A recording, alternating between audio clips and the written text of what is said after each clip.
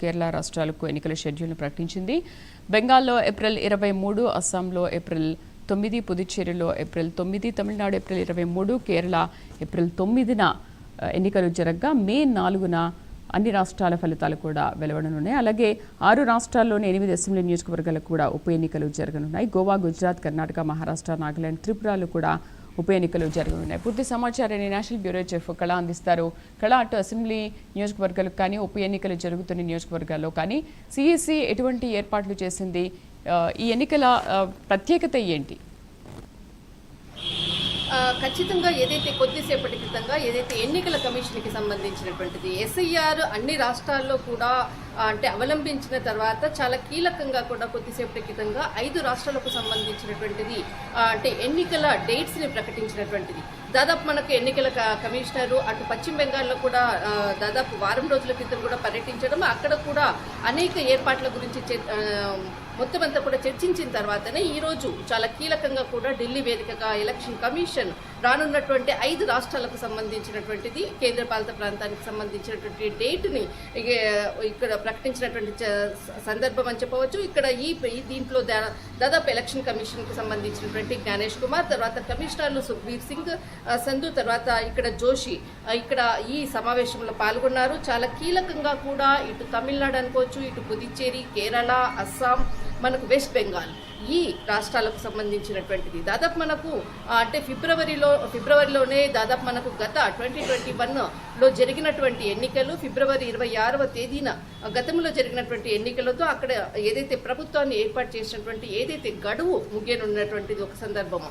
మరొకటి ఎన్నికల కమిషన్కి సంబంధించినటువంటి తమిళనాడులో ఎన్నికల నోటిఫికేషన్ అంటే 5 రాష్ట్రాలకు సంబంధించినటువంటి నోటిఫికేషన్ మార్చి 30వ తేదీన ప్రకటన, తర్వాత నామినేషన్లకు సంబంధించినటువంటి తేదీలతో తర్వాత ఇక్కడ మనకు తమిళనాడులో ఏప్రిల్ 7వ తేదీన అంటే ఇక్కడ మనకు 2 దఫాలుగా ఇటు అంటే పశ్చిమ బెంగాల్లో 2 దఫాలుగా అంటున్నారు. ఇటు తమిళనాడు తర్వాత ఒకే విడతగా కూడా పోలింగ్ జరిగే విధంగా కూడా డేట్ ప్రకటించడం జరిగింది. ఏప్రిల్ 7వ తేదీన ఇక్కడ తమిళనాడు అంటే ఎన్నికల ప్రక్రియ ఎన్నికల ఓటింగ్ జరగనుంది. ఫలితాలు మనకు ఇటు ఏప్రిల్ అంటే మనకు ఇక్కడ మే 4వ తేదీన మనకు ఫలితాలకు ఇక్కడ తమిళనాడు ఎలక్షన్ కమిషన్కి సంబంధించినటువంటిది కీలకమైనటువంటి అప్డేట్.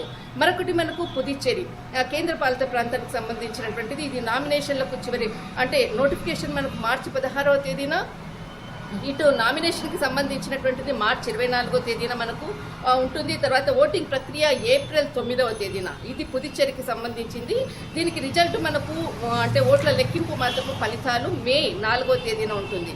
ఇటు కేరళ ఎన్నికలకు సంబంధించినటువంటిది దాదాపు దీనికి కూడా జ్ఞానేష్ కుమార్ అటు ఎన్నికల కమిషన్ కూడా అక్కడ కూడా వెళ్ళడం జరిగింది. ఎస్ఐఆర్కి సంబంధించినటువంటి పూర్తి సమాచార పూర్తి నివేదికలతో కూడా ఎన్నికల సంఘం చాలా అంటే ఇక్కడ సమాచారాన్ని ప్రకటించే విధంగా కూడా దానికి సంబంధించినటువంటి లోటుపాట్లను అన్నిటిని కూడా పూర్తయిన తర్వాతనే ఈరోజు కేరళకు సంబంధించినటువంటి డేట్ని అనౌన్స్మెంట్ చేయడం జరిగింది. దీనికి సంబంధించినటువంటి నోటిఫికేషన్ మార్చి 16వ తేదీన ఇక్కడ ఎన్నికల నోటిఫికేషన్ వెలువడుతుంది. తర్వాత నామినేషన్కి సంబంధించినటువంటిది తర్వాత ఇక్కడ మనకు ఓటింగ్ ప్రక్రియ ఏప్రిల్ 9వ తేదీన తర్వాత మే 4వ తేదీన దీనికి సంబంధించినటువంటి ఫలితాలు కేరళకు సంబంధించినటువంటిది, అస్సాంకి సంబంధించినటువంటిది కూడా చాలా కీలకంగా ఉండేటటువంటిది. అంటే అస్సాం ఇప్పుడు మనకు బంగ్లాదేశ్ అనుకోవచ్చు, నేపాల్, ఇటు బీహార్కి సంబంధించినటువంటిది చాలా కీలకమైనటువంటి నార్త్లో ఉండేటటువంటి స్టేట్ కాబట్టి కొంత సెక్యూరిటీ పరంగా కూడా అక్కడ కూడా తగు జాగ్రత్తలు తీసుకున్న తర్వాతనే ఈరోజు ఎలక్షన్ కమిషన్ ఇక్కడ డేట్ను ప్రకటించినటువంటిది. దీనికి సంబంధించినటువంటి నోటిఫికేషన్ మార్చి 16వ తేదీన ప్రకటనకు వస్తుంది, తర్వాత ప్రకటిస్తారు. తర్వాత నామినేషన్లకు మనకు తర్వాత చివరి తేదీ ఇదంతా కూడా ఉంది. కానీ ఇక్కడ మనకు మార్చి 20 అంటే ఇక్కడ ఏప్రిల్ 9వ తేదీన దీనికి సంబంధించినటువంటి ఎలక్షన్ కమిషన్కి సంబంధించినటువంటిది ఓటింగ్ ప్రక్రియ, తర్వాత మనకు మే 4వ తేదీన దీనికి ఫలితాలకు అన్ని రాష్ట్రాలకు సంబంధించినటువంటిది కూడా ఇక్కడ మనకు మే 4వ తేదీన ఫలితాలు వెల్లడించే విధంగా కూడా ఎలక్షన్ కమిషన్ కీలకమైనటువంటి ప్రకటన చేసింది. అసలు అంటే ఇప్పుడు దాదాపు మనకు 2 నెలల సమయం ఉంది. దాదాపు మార్చి, ఏప్రిల్ తర్వాత మే 4వ తేదీన ఎన్నికల ఫలితాలు 5 రాష్ట్రాలకు సంబంధించినటువంటిది.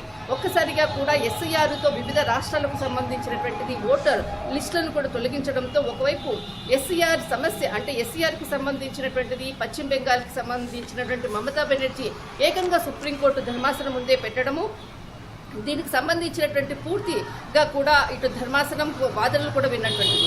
మరొక వైపు ఎలక్షన్ కమిషన్కి సంబంధించినటువంటిది ఈరోజు డేట్స్ ప్రకటించడము, బట్ మొత్తం అంతా కూడా అన్ని రాష్ట్రాలతో కూడా ఎస్ఐఆర్ అమల్లో పరిచే విధంగా కూడా పూర్తి ప్రణాళికతో ఎలక్షన్ కమిషన్ చాలా కీలకంగా డేట్స్, తర్వాత ఇక్కడ మనకు ఎన్నికల నోటిఫికేషన్ అనుకోవచ్చు, ఎన్నికల నామినేషన్ అనుకోవచ్చు, ఎన్నికలకు సంబంధించినటువంటి ఉపసంహరణ అనుకోవచ్చు, తర్వాత ఎన్నికలకు సంబంధించినటువంటి ఫలితాలను ఓటింగ్ ప్రక్రియ అనుకోవచ్చు, తర్వాత ఏదైతే ఫలితాలకు ఉండే విధంగా కూడా చిట్ట చివరి ప్రాంతాలకు ఏ విధంగా కేరళ అనుకోవచ్చు, మనకు పుదుచ్చేరి, అస్సాం ప్రాంతాలు చాలా అంటే లోతట్టు ప్రాంతాలు, తర్వాత కొంత కొండల్లో లోయల్లో ఉండేటటువంటి ప్రాంతాలకు కూడా ఏ విధంగా అక్కడికి వెళ్లే విధంగా కూడా ఆ ప్రాంతాలను కూడా సెర్చ్ చేయడము, తర్వాత అక్కడ ఉండేటటువంటి సిబ్బందితో కూడా మాట్లాడి అన్ని ఏర్పాట్లను సిద్ధం చేసిన తర్వాతనే ఎన్నికల నోటిఫికేషన్ విడుదల చేశామంటూ కూడా ఇటు ఎన్నికల కమిషనర్ జ్ఞానేష్ కుమార్ చాలా కీలకంగా అన్ని రాష్ట్రాలకు సంబంధించినటువంటి ఎన్నికల షెడ్యూల్ను ప్రకటించడం జరిగింది. రైట్ కళ, thank you for the updates.